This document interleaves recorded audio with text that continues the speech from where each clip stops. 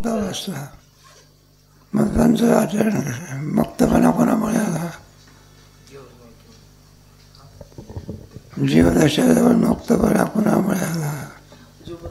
जीव ब्रह्मैक्य श्री गुरूंच्या द्वारा प्राप्त झालेल्या जीव ब्रह्मैक्य ज्ञानामुळे.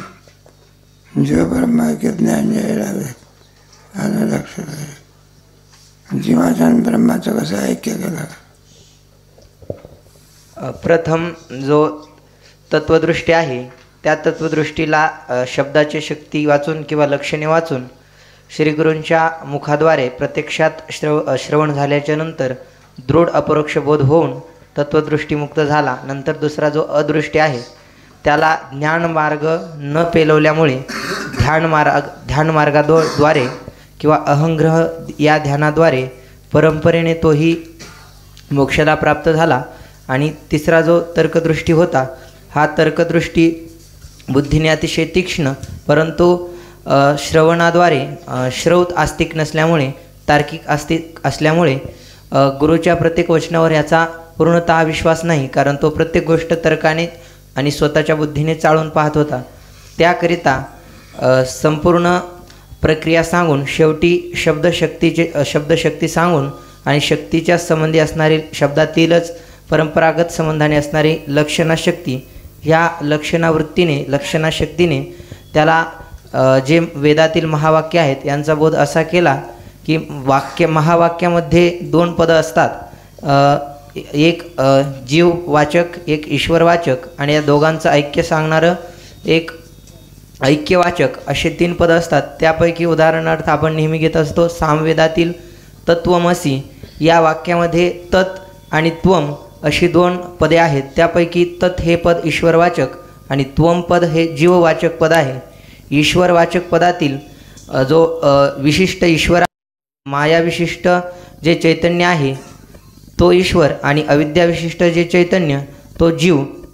मग ईश्वर भागामध्ये जो वाच्यार्थाने येणारा अर्थ म्हणजे ईश्वर, तत् या पदाचा वाच्य ईश्वर असा होतो. पण ईश्वराची सिद्धी ही माया अधिष्ठान मायेला अधिष्ठान किंवा माया उपहित असलेलं ब्रह्मचैतन्य आणि त्या ब्रह्मचैतन्याचा मायेमध्ये पडलेला आभास या तिन्हींना मिळून ईश्वर असं म्हणतात.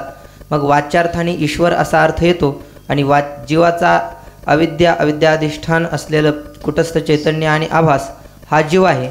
मग वाच्यार्थाने या दोन्हींचं ऐक्य होऊ शकत नाही. ईश्वराचे धर्म वेगळे आहेत आणि जीवाचे धर्म वेगळे आहेत. ईश्वर सर्वज्ञ सर्वशक्तिमान व्यापक अशा स्वरूपाचा आहे आणि हा जीव अल्पज्ञ आहे अल्पशक्तिमान आहे परतंत्र आहे. असे 8 प्रकारचे भेद या दोघांमध्ये वाच्यार्थामध्ये येतात, म्हणून त्यांचं ऐक्य कदापि संभवू शकत नाही. मग वेदाचा तात्पर्य म्हणजे काय आहे? वेदाला ऐक्य नेमकं सांगायचं कोणाचं? तर शक्य जे ईश्वर आणि शक्य संबंध लक्षणा किंवा एक असं व्याख्या केली लक्षणेची की पदाचा ज्या अर्थाशी परंपरागत संबंध असतो त्याला लक्षण असं म्हणतात आणि साक्षात ज्याचा संबंध असतो ती शक्तिवृत्ती किंवा तिला शक्यार्थ असं म्हणतात. मग ईश्वर पदामधचा म्हणजे तत्पदाचा जो लक्ष्यार्थ आहे तो ब्रह्मचैतन्य आहे आणि ब्रह्मचैतन्य कसं आहे तर सच्चित आनंद स्वरूप आहे. त्याच्या ठिकाणी कोणताही गुण नाही, निर्गुण आहे, असंग आहे, व्यापक आहे आणि नित्य आहे. आणि या त्वम पदामध्ये जे लक्ष आहे ते कुटस्थ चैतन्य ते सुद्धा सच्चित आनंद स्वरूप आहे. त्याच्या ठिकाणी कोणताही गुण नाही, निर्गुण नाही, असंग आहे, व्यापक आहे, नित्य आहे. मग लक्षांमधील जी हे साम्य आहे, लक्षणात जर साम्य असेल तर एकत्व सिद्धी होत असते. म्हणून या दोन्हीही लक्षणामध्ये अर्थात ब्रह्मचैतन्यामध्येही साम्य आहे आणि कुटस्थ चैतन्य साम्य आहे. वास्तविक ही दोन्हीही एक आहेत, परंतु माया आणि अविद्या या उपाधीमुळे त्यांना दोन नाव प्राप्त झाले.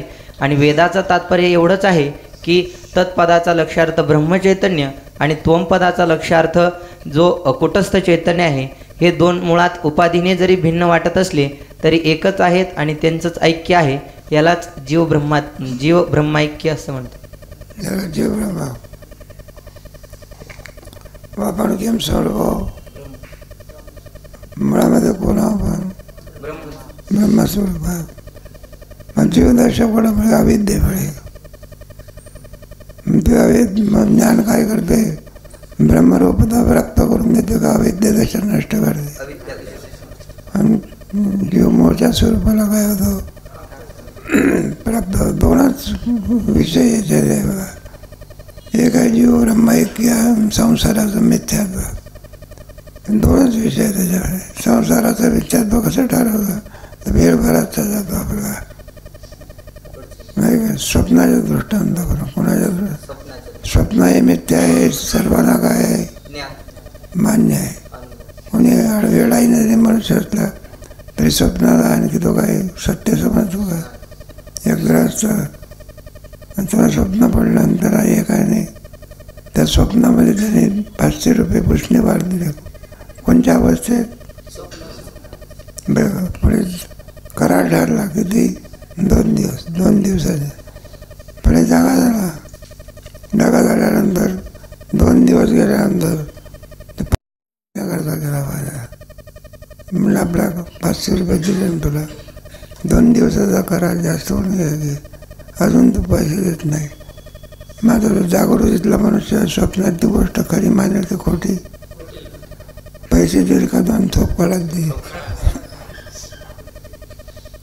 कारण स्वप्नातला जेवढा व्यवहार होतो नसता त्याला काही वेदांतशास्त्राचं काही नाही.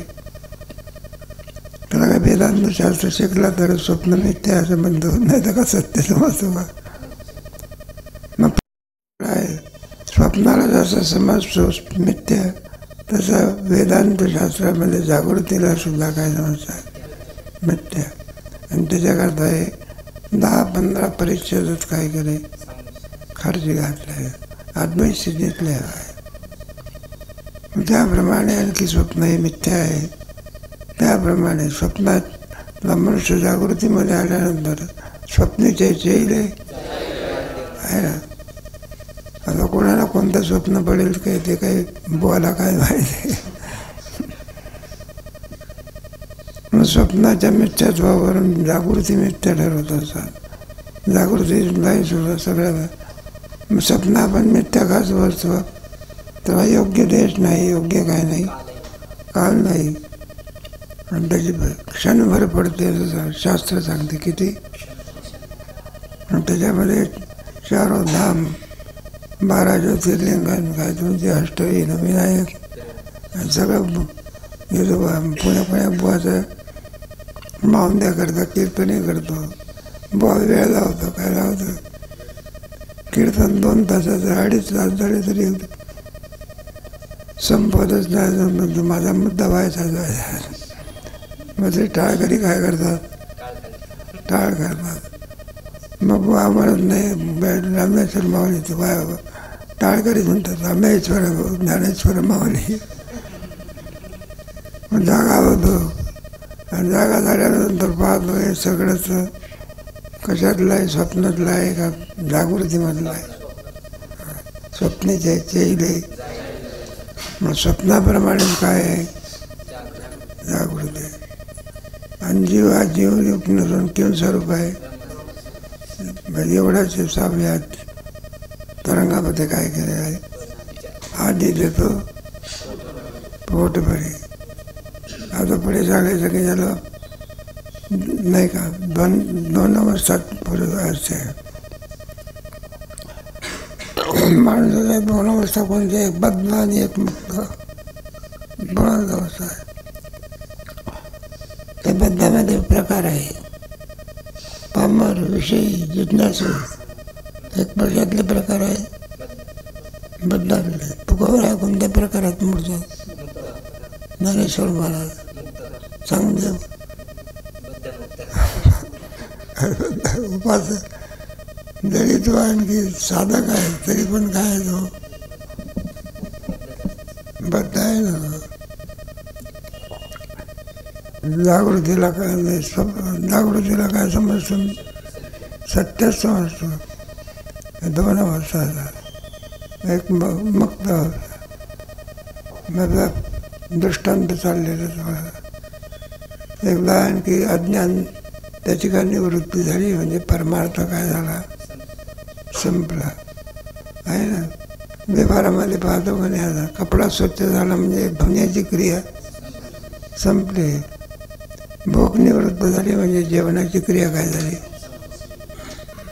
रोगी मनुष्य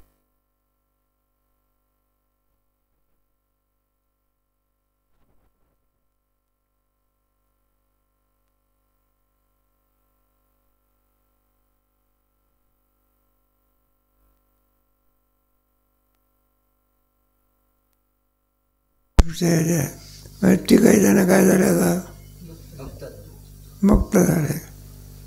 कोणत्या आहे का तब्येतली प्राणी पाहते ना परीक्षण तिथे आहे का ते ज्ञानपायी परवे जाऊ दे. अजून पाठ जावायचे जरी म्हणे हाती आणावे तरी संताया बजावे झोपा काढायच्या तनुमन होजीवे.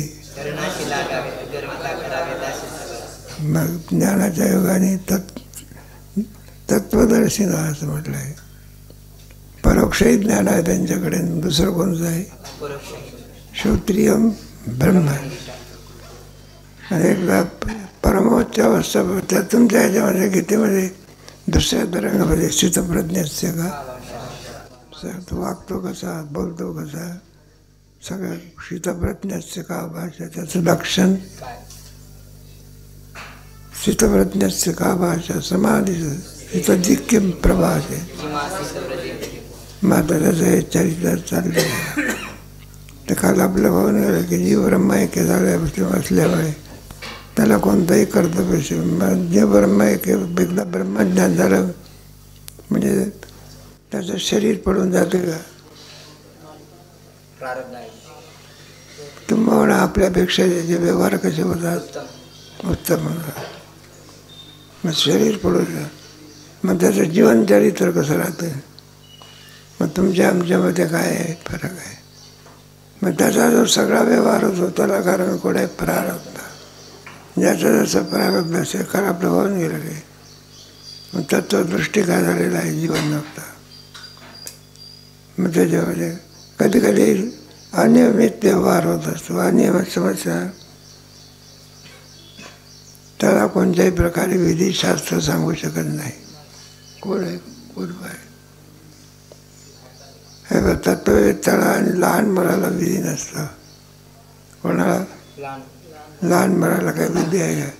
ते काय घेतं तोंडामध्ये काय करतात. त्याला अपपर भाव आहे का. पण लहान मुलाला शास्त्र कोणताही विधी सांगत त्याचा जीवनमुक्ताला काय सांगित नाही. मग त्याचं वागणं कसं असतं प्रारब्ध असेल असेल त्याप्रमाणे सगळं लावायचं. तुकोबार आहे ज्ञानेश्वर महाराज नाथ महाराज नामदेव महाराज याज्ञवल्क जनकराया सगळी यादी दिली आहे. आता त्याच्यामध्ये काही नियम सांगतात. काय सांगतात भाषा काय. तरंग 7वा परिच्छेद क्रमांक 4 ज्ञानवानाच्या नियमाविषयी तत्वदृष्टीचा अभिप्राय. लोक म्हणतात कसंही भागून काम भागत नाही. त्यांनी सुद्धा नियमाला अनुसरून काय केलं पाहिजे वागलं पाहिजे. कसाही वागत तर त्याला स्वैर आचरण म्हणतात. आणि जो कसाही वागतो स्वैर आचरण करतो त्याला गौडपादाचार्याने आपल्या कारिकेमध्ये कुत्रा म्हटलेला आहे. कुत्र्याला काही विधी असतो का. त्याला काही नाही का. ते कुत्रे ते पुस्तकाचे जे आहे त्याच्यातही काही प्रारब्ध लागतो त्या कुत्र्यामध्ये. एक गावरान पेत्र कुत्र्याचं कोणतं जाऊ दे आपला विषयांतर दे. किती रुपयाला एक कुत्र विकत घेतला होता सीताराम भावना विचारायला. जेव्हा माणूस विकला तरी खूप मग त्याच्यात काही गुण असले पाहिजे काय असले पाहिजे.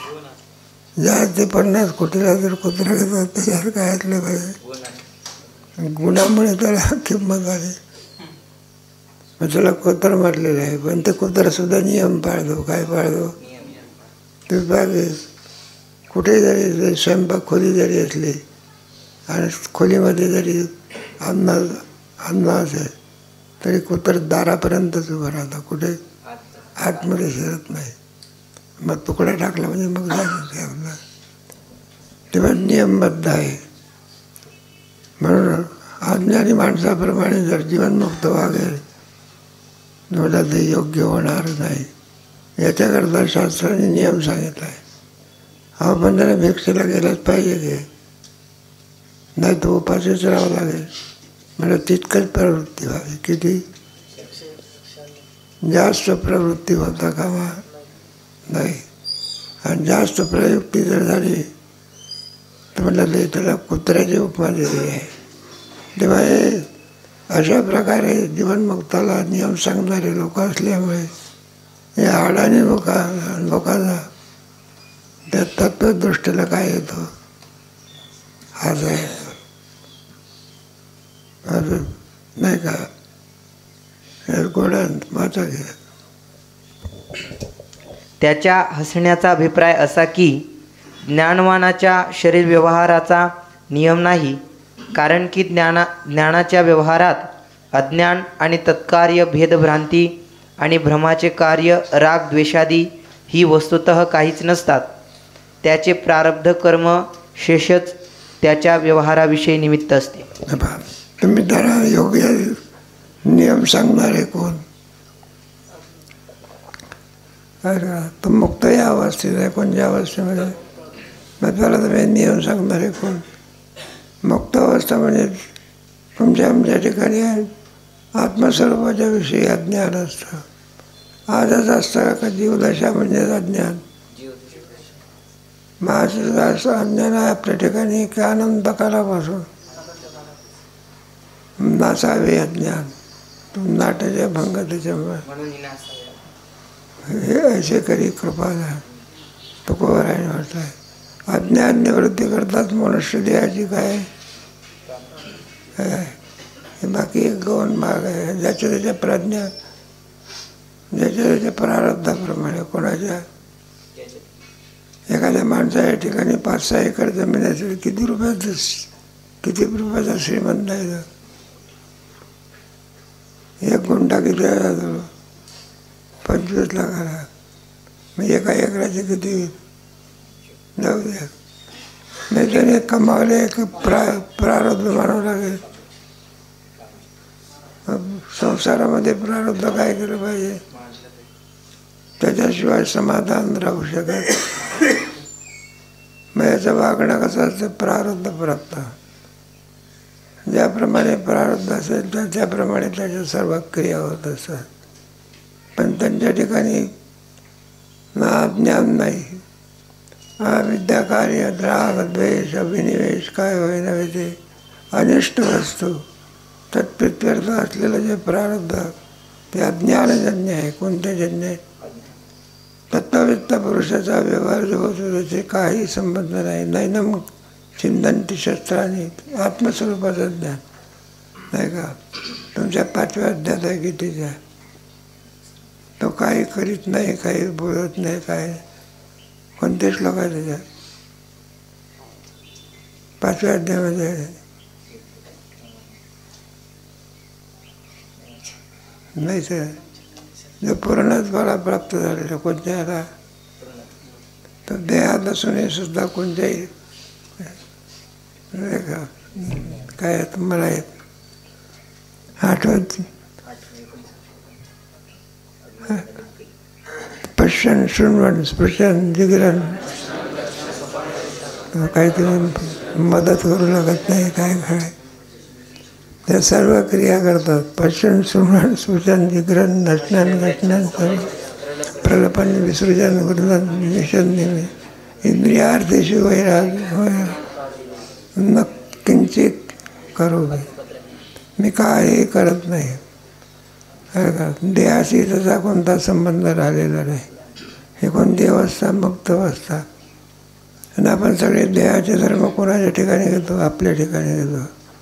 वास्तविक सगळे धर्म वेदांतशास्त्र काय करते जन्म मृत्यू हे कोणाचा धर्म आहे शरीराचा. आणि कोणाच्या ठिकाणी घेतो आत्म्याच्या ठिकाणी मी मरतो मी जन्मतो वगैरे या मग वेदांतशास्त्र काय करतं ही भ्रांती निवृत्ती करते. कोणची भ्रांती भ्रमनिवृत्त करणं हा वेदांताचं काय आहे.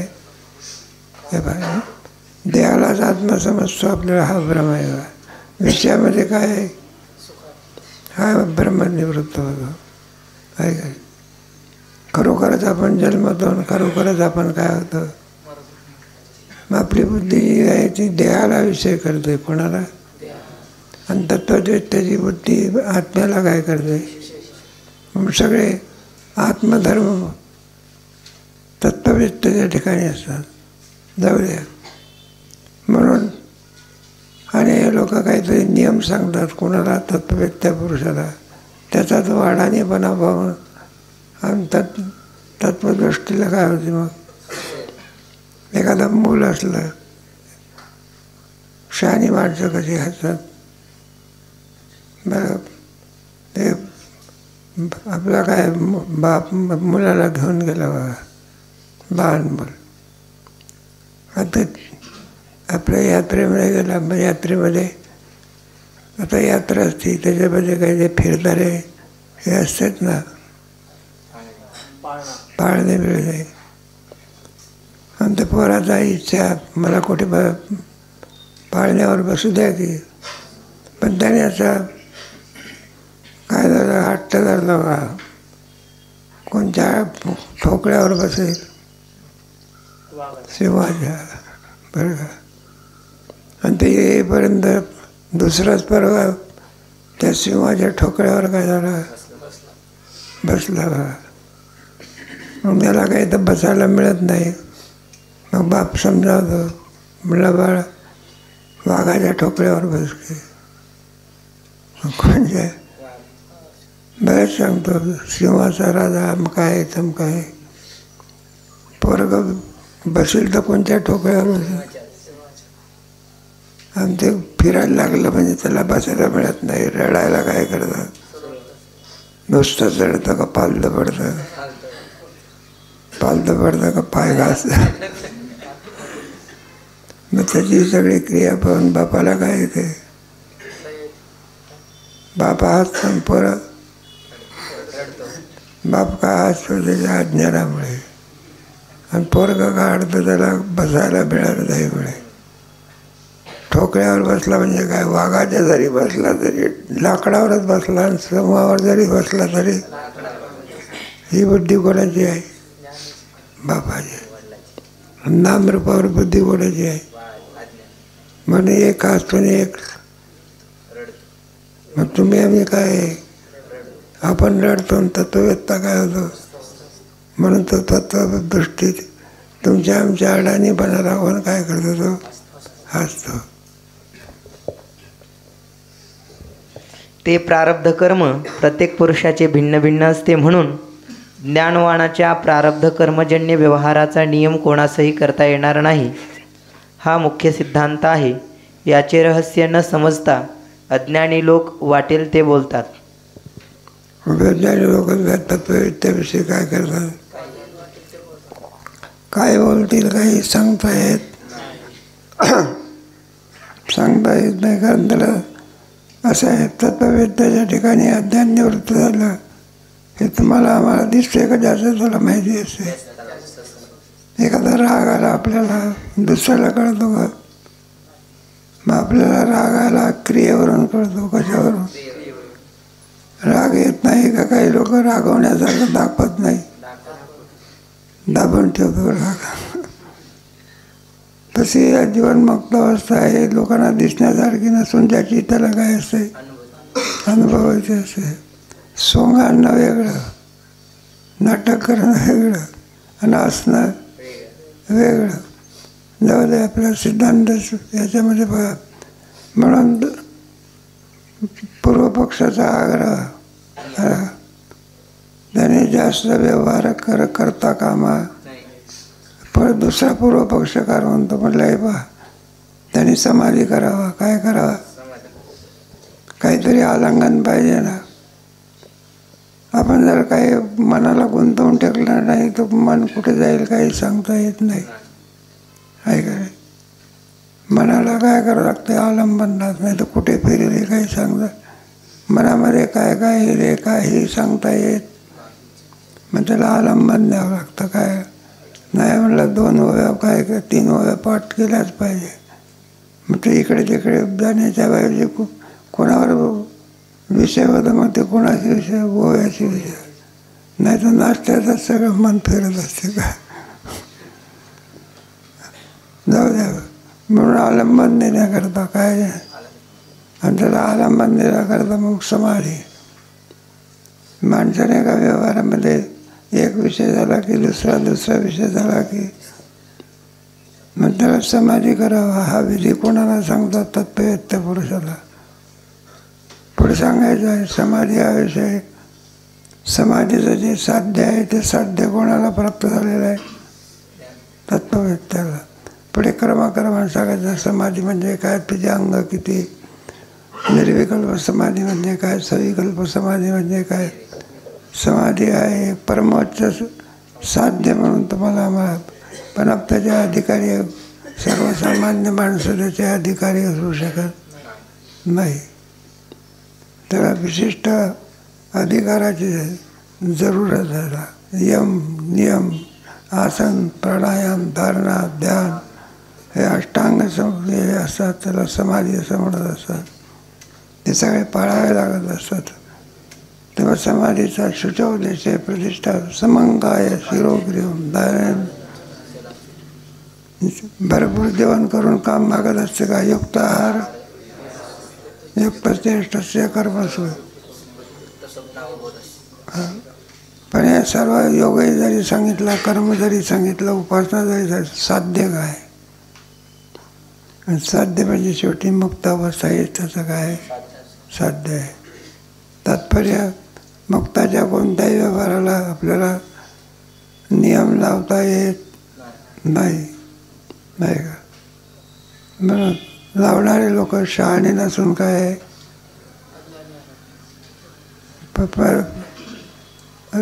शहाणे नाही का. तत्वज्ञान आहे ना काय. हा काय अडाणी माणसाचा विचार चाललेला आहे. तर थोडं आहे ते ज्ञानी झालेला. आता पहिली कोणती अवस्था जीवदशा, आता कोणती अवस्था एषा ब्रह्मस्थिती दोन्ही असते ना. गुरुगृहामध्ये या गोष्टीची आवश्यकता. पण फार चांगली गोष्ट आहे आपल्याला. आणखी थोडी गुरुगृहाची प्रथा चालू आहे. पूर्वीच्या काळामध्ये ही सगळी प्रथा आहे. मुलगा उपनयन संस्कार झाला म्हणजे वडील गुरुगृहामध्ये आश्रमामध्ये पाठवतात. आणि तिथे मग वेदाध्ययन वगैरे करून मुलगा काय व्हायचा, पूर्ण व्हायचा. आणि मग गुरुकडून आज्ञा मिळाल्यानंतर घरी आल्यानंतर मग बापही सुद्धा म्हणलं मुक्त झालाच का? म्हणला गुरुजींनी पाठवलेलं आहे पूर्ण अवस्था. म्हणलं असं काही आहे का की जे जाणल्यानंतर काही जाणायचं शिल्लक राहत? म्हणलं ते गुरुजीने सांगितलं नाही. म्हणलं जा बघू पुन्हा गुरुजीला काय कर. हे पूर्वीच्या प्रथा होत्या. आता जे सगळी पाश्चिमात्य संस्कृती आहे. कोणती? ही सगळी जी शाळेची शिक्षण पद्धती आहे ना, याच्यामध्ये ब्रह्मविद्यापीठ आहे म्हणून त्याच्यात सगळ्या पैसा मिळवण्याची काय आहे. ते लोक म्हणतात ना संस्थेमध्ये जाणारे पोरं वेडे आहे म्हणतात. काही लोक वेडे म्हणणारे आहे. विनाकारण म्हणला वेळाचा फाजील काय करतात, नाश करतात. सर्व मिळत 2 संपत्तीचं भांडण चालू असते. नाही एक आसुरी संपत्ती नाही कोणती. हे आजच आहे का पूर्वीपासून आहे. हे बरोबर 2 मिळत असतात. हे काय दुर्योधन आसुरी संपत्ती. रामायणामध्ये रावण कोण आहे? बिभीषण. अर्जुन आहे काय? आणि दुःशासन आसुरी संपत्ती येतं काय. बरं याच्यामध्ये द्रौपदीला नागं करण्याचा प्रयत्न करतात. कोण? तर दुःशासन वस्त्र फेडत होता ना. त्याला म्हटलं तुला इतकी सुद्धा अक्कल नाही, बाईला नागवी करण्याकरता खुशाला आणखी वस्त्र फेडतो. म्हणलं अशी क्रिया का करतो? तो म्हणलं माझ्या भावाने सांगितलं. कोणी? दुर्योधनाने सांगितलं. म्हणलं नागवी करण्याकरता. मला इतका अज्ञाधारक आहे का तो? आज्ञेचं काय करतो? आणि तुझ्या भावाने तुला सांगितलं शेण खा म्हणून. शेण खातो का तू? आणि ते कसं कळत नाही तुला? जाऊ दे आपलं. दुर्योधन म्हणजे आसुरी संपत्ती. म्हणून आसुरी संपत्ती नरकाला जायचं. गीतेमध्ये 16व्या अध्यायामध्ये भरपूर काय केलेलं आहे. नंबो दर्पो अभिमानाच्या अध्यायाच्या पार्थ संपदमा. नरकाची वाट दाखवणारी कोणती संपत्ती? आसुरी संपत्ती. म्हणून तात्पर्य कशा करता हे सगळं चाललेलं आहे. तेव्हा त्याच्या वागण्यामध्ये, तत्ववेत्त्याच्या वागण्यामध्ये कोणत्याही प्रकारे द्वेष नाही, काय नाही, राग नाही. ही लक्षणं इथून तिथून सर्वांची सारखीच आहे. भक्ताच्याही लक्षणामध्ये तिचा द्वेष्टा सर्वभूतानां मैत्र. पूर्णत्वाची लक्षणंही सर्वांच्या ठिकाणी सारखीच आहे. म्हणून हसण्याची क्रिया का झाली तर तत्ववेत्त्याच्या बुडाशी काय लावतात? नियम लावायचा असते का प्रारब्ध असतं? परिच्छेद क्रमांक 5. ज्ञानवानाच्या शरीर व्यवहाराविषयी नियमाचा आग्रह असणाऱ्या पक्षाचे मत. पदाचं मान तर म्हणलं ते काही नाही. नियमितच काय झालं पाहिजे ते काय नाही म्हणत लागले. म्हणलं का नियमित वागलं पाहिजे? मग त्याच्याकडे 2 मुद्दे सांगतात. कारण तो एक आहे की तत्ववेत्ताला का पहिली अवस्था साधकाची होती, आहे का नाही? पहिली अवस्था म्हणजे पामराचा पुढे विषयीचा, मग जिज्ञासूचा. जिज्ञासू अवस्थेमध्ये जिज्ञासू कोणाला म्हणायचा?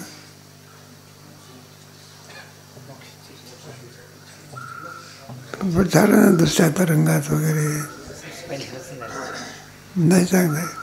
ज्यांनी मालविक्षेप नावाचे 2 दोष काय केलेले आहे. आणि पुढे मग आत्मज्ञान संपादन करणं साधन चतुष्ट काय तो वेदांत शास्त्राचा अधिकारी आहे का?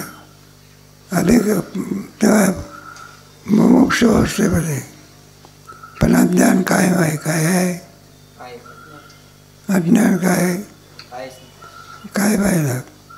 पुढची अवस्था कोणती? मुक्त अवस्था. अज्ञान संपलं. कोणती अवस्था? मुक्त अवस्था. परमार्थ काय झाला? संपला. मुक्ताच्या पलीकडे आहे का? कळस बसवला तर देवळाचं काम काय झालं? संपलं. 4 वर्ष संस्थेतले सुटल्यानंतर रोज भजनाला येण्याचं काम काय झालं? मुक्त अवस्था. जीव ब्रह्म ऐक्य ज्ञानाने किंवा गुरुच्या गुरु आश्रमातील ज्ञानामुळे कुठे जाऊन नाही बघा. कारण ज्या ज्ञानामुळे ते ज्ञान कोणाजवळ असतं तद्विद्ये प्रणिपात आहे ना परि. त्या ज्ञानाने जीवात्मा मुक्त होतो. आणि मुक्त झाल्यानंतर त्याला कोणताही तुमच्या 15 अध्यायातला शेवटचा श्लोक आहे इदमध्यम भयाला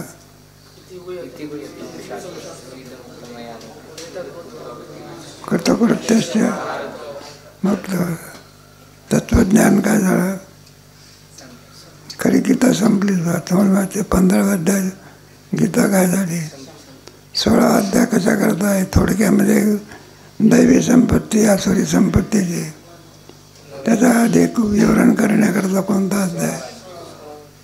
शेवटचा 18वा अध्याय असतो. गीता 15व्या अध्यायातच संपून गेली आहे. म्हणून मनुष्य देहामध्ये हेच मुख्य परमोच्च साधन असं म्हणा. त्याचं प्रयोजनसुद्धा कोणतं आहे? तेच आहे तात्पर्य. तेव्हा पहिले साधक अवस्थेमध्ये विषयाच्या विषयी कोणती अवस्था असते? ज्याची दोषदृष्टी असते. कोणती? तर काय मामे पार्थ व्यापारशी ते पिस्यू श्रिया वैश्या तथा सुद्धा किं पुनर्ब्रह्मणा पुण्या भक्तराज अनित्यम असुखम. हे दोष आहे. आणि पुढे मग गुरु ज्ञान घेतल्यानंतर त्याच्या ठिकाणी कोणती विषयाच्या ठिकाणी कोणती बुद्धी होत असे मिथ्यात्व बुद्धी. पहिले कोणती दोष बुद्धी, नंतर विषयाच्या ठिकाणची ज्ञानाच्या योगाने मिथ्यात्व. दोन झाले का नाही? मग हे दोन असताना त्याचा व्यवहार जो आहे तो अनियमित कसा होऊ शकेल? तो व्यवहार कसा झाला पाहिजे? दोन प्रकारचं वैराग्य. किती प्रकारचं? मग व्यवहार विषयाचा होईल की आत्मज्ञानाचा? मग विषयाचा व्यवहार होऊ नये, कारण त्याला एक पट वैराग्य आहे का दुप्पट? मग तो विषयामध्ये आसक्त होईल. आता पूर्व पक्ष वाचा. कित्येक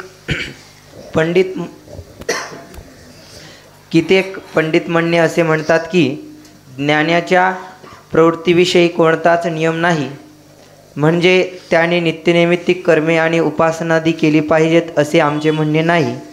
त्याला काही उपासनेचा बंधन आहे, कर्माचा सुद्धा काय नाही. कोणताही विधी त्याला शास्त्र सांगू शकतो. विधी को निषेधा असं तुमच्या गीतेमध्ये त्याच्याविषयी सुंदर श्लोक आहे. यस्य नाहं कृतो वा हातापिसही मान लोक. त्याच्याकडून कोणतेही क्रिया घडले तरी त्याच्यापासून पापही होत नाहीत ना, काय होत नाही. जीवदशेत असेल तर मात्र मग पापही होते ना, काय होते. ते मनुष्य देहातच. कोणत्या देहात? मनुष्य देह खेरीज करून कोणत्याही देहामध्ये तुम्ही गेले, कसेही बघा, स्वैर बघा, पापही नाही ना, काही नाही, पुण्यही नाही. फक्त पाप आणि पुण्य हे दोन विधी फक्त मनुष्य देहालाच आहे. आणि त्याच्याकरता सांगितलं एक काय विहित कर्म, आणि दुसरं कोणतं निषिद्ध कर्म नरकाची प्राप्ती. विहित कर्म स्वर्गाधिकाची काय प्राप्ती आहे. आणि निष्काम कर्म करत असेल तर ब्रह्मज्ञान ब्रह्मचैतन्याची प्राप्ती. पण त्याच्याकरता निष्काम कर्म व्हावं लागतं. त्याच्या योगाने मलविक्षेप नावाचे दोष काय होतात, साधक अवस्था काय होते प्राप्त होतात. आणि साधक अवस्थेचं रूपांतर गुरुच्या द्वारा कोणत्याही मुक्त अवस्था. तेव्हा मग त्याला कोणत्याही प्रकारे नियम सांगता येत. दोन प्रकारचं वैर आहे की दोषदृष्टी कोणती, अनुपस्थिती कोणती, मिथ्यात्व दृष्टी. वेदांत शास्त्रामध्ये जगात सत्य रचून काय आहे ते पंचदशी शिका काय होत नाही.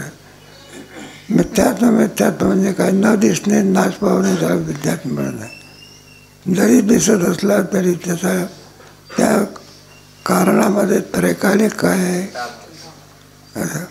विषयात जरी सुखट वाटत असला तरी विषयाच्या ठिकाणी सुखाचा त्रैकालिक काय आहे. मग सुख भासते ते कसं, ते सुख विषयाचं नसून कोणाचं आहे, आत्म्याचं आहे. ज्ञानाने कळत असेल. ते कुत्र्याची जात असते का नाही, आपण दृष्टांत ऐकला की म्हणजे मेलेलं गुर असते आणि त्याला ते चघळतं बघा हाडाला, त्याच्यामुळे दाढीला इजा होते. त्या दाढीतून काय निघते, त्या कुत्र्याला असा भ्रम होते कशातून रक्त निघतं, पुन्हा पुन्हा चघळतं, पुन्हा पुन्हा. तसं आपलं आहे. विषय वडी बोलले मग आपला भ्रांती आहे. विषयात सुख आहे भ्रांती. तत्वज्ञानाने विषयात सुख आहे भ्रांती काय होते. विषयी सुख आहे बोलण्याची सारिके किंबहुना विषयातलं विषयाचे जे सुख ते साध्यंतची जा. नवा अध्यायाला परी काय केले मूर्ख नसे. मग वेदांत शास्त्र काय करते, भ्रांती निवृत्त करते. जन्ममरणाची भ्रांती. कशाची भ्रांती, मी खरोखर जन्मतो, मी खरोखरच काय होतो. हे सगळे धर्म आत्म्याचे आहे का ब्रह्म उपाधीचे आहे. आणि ते आत्म्यावर चढला होतो, कोणाला होता नाही का. माझा आत्मा मेला आणि माझा आत्मा स्वर्गाला काय झाला. आत्मा मरत नाही ना, आत्मा स्वर्गाला काय होत नाही, जात नाही. तेव्हा सगळ्या धर्माचा आरोप कोणावर घेतात, आत्म्यावर. तात्पर्य तेव्हा आणि वेदांत शास्त्रामध्ये काय समाधान प्राप्त होण्याकरता विवेक सांगितलेला आहे. काय सांगितलं? हा विवेक चाललेला आहे. त्या तत्ववेत्त्याच्या व्यवहाराला कोणताही नियम करता येत. परंतु सर्व व्यवहारापासून निवृत्त झाले पाहिजे. प्रवृत्ती झालीच तर भिक्षा, स्नान, शौचादी शरीर संरक्षणापुरती व्हावी, अधिक होऊ नये. कारण ज्ञानोत्पत्तीहून पूर्वी जिज्ञासावस्थेमध्ये विषयाचे ठिकाणी फक्त दोष दृष्टीने वैराग्य असते. कसं आहे, दोष असे अडाणी लोक त्याच्या व्यवहाराशी नियम लावतात आहे ना. झालीच प्रवृत्ती तर किती झाली पाहिजे. कोणत्याही व्यवहाराविषयी नियम लावता येत नाही. ते जोग महाराज होते. म्हणजे बाबा तुम्ही तर लोणी आणि खडीसाखर खाता. मग जोग महाराज म्हणायचे ते थोडे हे होते. म्हणजे तुझी इच्छा काय आहे, आंबट खाऊ का, मी काय माहीत आहे का. नियम लावता येत. ते तुमच्या निवृत्तीनाथ महाराजांना मांडे खाण्याची का झाली होती. तुम्ही जर तत्ववेत्त पुरुष समजता, मग काय मांडे खाण्याची इच्छा तुम्हाला व्हावी. तरीसुद्धा ते काळामध्ये तत्ववेत्त ज्ञानेश्वर महाराजांचे सगळे भावबंधू वगैरे सगळे बद्ध होते का, सगळे मुक्त होते. मग मुक्त असताना तुम्हाला मांडे खाण्याची इच्छा झाली, नियम लावा. हे बरेचसे असे प्रकार. रामदास स्वामींना खीर खाण्याची इच्छा झाली, तर तुमच्या मच्छिंद्रनाथ होते त्यांना काय खाण्याची झाली. त्याचे व्यवहार तुमच्या आमच्यासारखेच सगळे होतात. कोणताच नियम तत्ववेत्त्याच्या व्यवहाराला लावता येत नाही, हेच सांगायचं आहे. म्हणून लावणारे माणसं त्यांना त्याचं ज्ञान नसल्यामुळे व्यवहाराची त्याचा संगत लावण्याकरता त्याला नियम काय करतात लावला. नंतर सांगतात 2 प्रकारचं वैराग्य आहे ना. मग त्यांनी नियमितच वागलं पाहिजे. असं ज्ञानोत्पत्तीनंतर विषयाच्या ठिकाणी मिथ्या बुद्धी उत्पन्न होते. पहिलं कोणतं वैराग्य. आता ज्ञान झालं. साधक अवस्थेमध्ये विषय दोष दर्शनाचा वैराग्य. कोणत्या अवस्थेत, मुक्त अवस्थेमध्ये मिथ्या दर्शन. कारण ज्ञानाच्या योगाने वेदांताचा सिद्धांत आहे, जगत सत्य नसून काय मिथ्या वस्तूविषयी आपली प्रवृत्ती होईल का. तुम्ही दृष्टांत ऐकलेलेच आहे, पण अनेक दृष्टांताने आपल्याला हे सांगते. एक दोष दर्शनामुळे होणारं वैराग्य. कोणीतरी आपले चाललेले होते बा, कोणीतरी आपल्या शहराचं ठिकाण तर लहान पोराने विधी केला आणि कशावर केला, जाहिरातीवर केला. ते जाहिरात हे मोठे बाई अशी होती, त्या बाईने त्याचा पुडा तयार केला आणि बरं रस्त्यावर टाकून दिला. चाललेले वैराग्य आणि विद्यार्थी तरी ते पाहिलं. अरे म्हणला कोणाचा तरी पेढ्याचा पुडा काय झाला असला बाहेर. दिसल्याबरोबर सगळेच गेले घेण्याकरता. आणि प्रत्येक जण म्हणतो पहिला सूप पाणी पहिला कोणी, मी जास्त खाण्याचा हक्क कोणाचा. दुसरं म्हणतो मला आणि तिसरं म्हणतो मला. म्हणून तो पेढा तो पुढा उकलण्याचा प्रयत्न केला, धमक वाद आला. एक जण म्हणतो अरे तो शिळा आहे की. आता वृत्ती का होत नाही. दोष दर्शन. कोणतं दर्शन आहे. मग आता कोणता वैरा गेला तो साधकी अवस्थेमध्ये कोणता थोडी मुक्त झाला. काय झाला. मग आता कोणतं विषयाच्या ठिकाणी दर्शन आहे, मिथ्यात्व दर्शन. साधक अवस्थेमध्ये दोषदृष्टीचा आणि याच्यामध्ये कोणत्या अवस्थेचे. पण तू जाई होतो मासे आम्ही विष्णूला. शिवाजी राजे असून सुद्धा आहे काय कोणता दोष आहे, मिथ्यात्व दर्शन आहे. मग संतांच्या ठिकाणी आपल्याला काय होतं. म्हणून आपल्याला त्यांच्या प्रारब्धाप्रमाणे होणारा व्यवहार आपल्याला कोणताच नियम लावता येत. तत्वज्ञान झालं म्हणजे काय, बसून राहतो का? युद्ध करण्याच्या पूर्वी भगवंतांनी अर्जुनाला कोणतं ज्ञान दिलं? तत्वज्ञान. मग अर्जुनाने झोप काढली असेल, मग काय केलं? मग युद्ध केलं नाही का? नष्ट व्हा स्मृती तत्प्रसादान मयाच्युत स्थितोस्मी कथं संजय. आणि पुढे देवाला विचारतो, आता सांग कोणाची युद्ध लढ करू. पुढे म्हणून ज्ञानोत्पत्तीनंतरचे वैराग्य दोष दृष्टी आणि मिथ्याबुद्धी या दोन कारणांनी असते. कोणाच्या अगोदर दोन दृष्टीने काय असते? आहे का नाही? एक कोणती मिथ्यात्व दृष्टी, दुसरी कोणची? मंदाचा व्यवहार अनियमित न होता नियमितच झाला पाहिजे. पुढे वाचा. ज्याचे ठिकाणी मिथ्यात बुद्धी होते त्याचे ठिकाणी पुन्हा सत्यबुद्धी होत नाही आणि शिवाय दोष दृष्टी असतेच. त्यामुळे विषयाचे ठिकाणी प्रीती संभवत नाही. हे पहा, त्याच्यात मला थोडा फरक करायचा. दोषदृष्टीने होणारं वैराग्य आणि मिथ्या दृष्टीने होणारं वैराग्य. दोष दृष्टीने होणारं वैराग्य ते टिकेलच असं सांगता येत नाही. आता दोष दिसते म्हणून काय होते?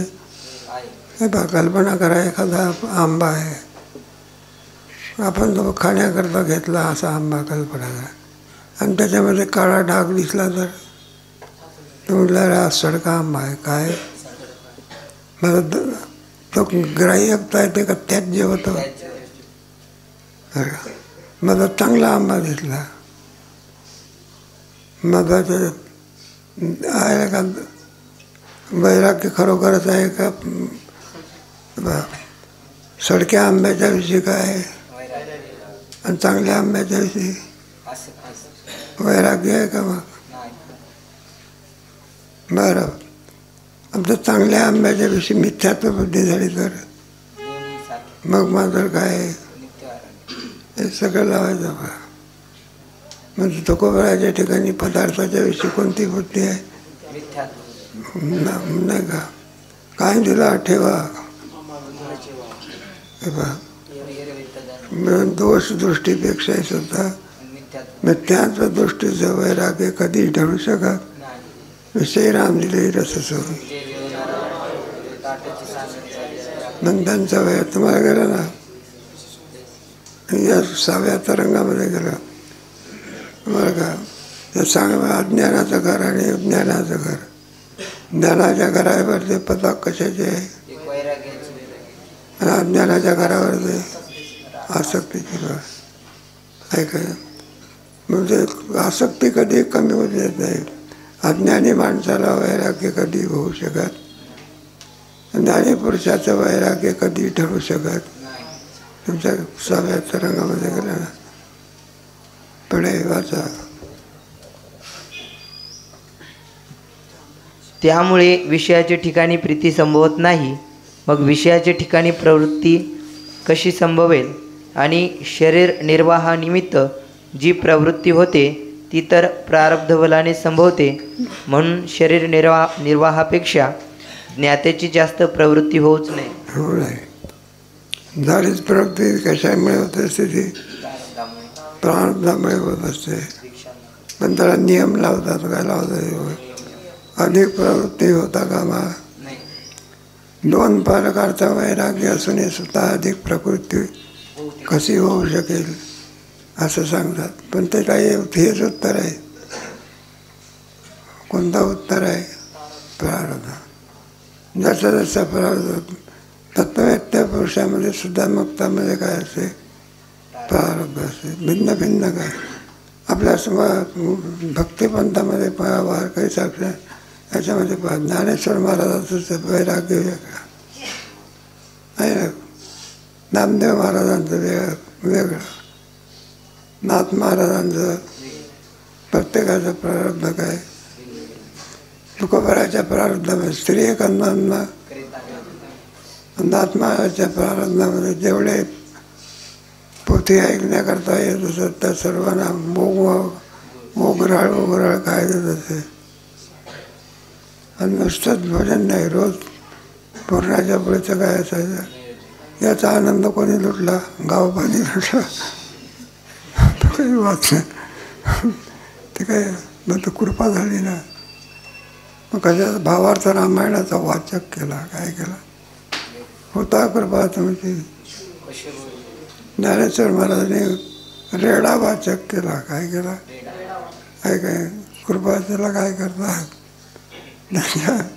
त्यांची काय कृपा आहे ना. मग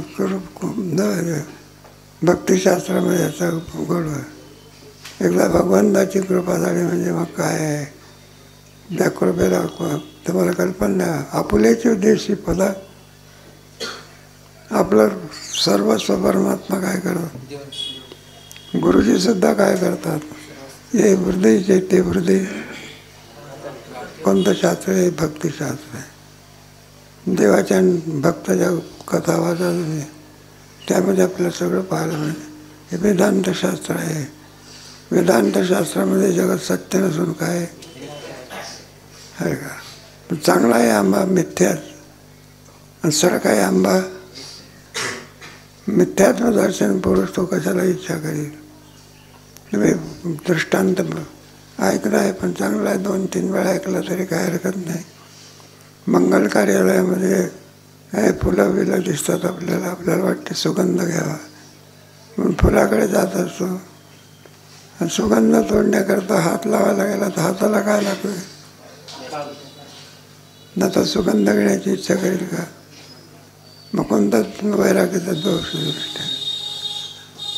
ते फुलं सत्य नसून काय, एकदा मिथ्यात्म कळाला की त्याचा विषयक व्यवहार काय होत असतो बंदपणा. म्हणून तत्ववेत्याला जगताच्या बाबतीत कोणता असते आणि तुमच्या आमच्या ठिकाणी. म्हणून तर आपल्याला एखादी चाल म्हणायला नाही दिली तर हानू का म्हणलं तर संपलं का पाहिजे, संपलं का म्हटलं पाहिजे. आणि शरीर निर्वाहानिमित्त जी प्रवृत्ती होते ती तर प्रारब्ध बलाने संभवते. म्हणून शरीर निर्वाहापेक्षा ज्ञात्याची जास्त प्रवृत्ती होऊच नाही. झाली प्रवृत्ती किती झाली पाहिजे, जास्त प्रवृत्ती होता कामा नये. ऐकाय तेव्हा जो तत्ववेत्ता पुरुष असतो तो या मूर्खाची बडबड म्हणतोय कोणाची. परिच्छेद क्रमांक 6 ज्ञानवानाच्या निवृत्तीविषयी त्रयस्थाचे उत्तर. माता याची कशी निवृत्ती होते, अधिक विचार आहे तो अधिक विचार कधी करू, इथंच थांबा.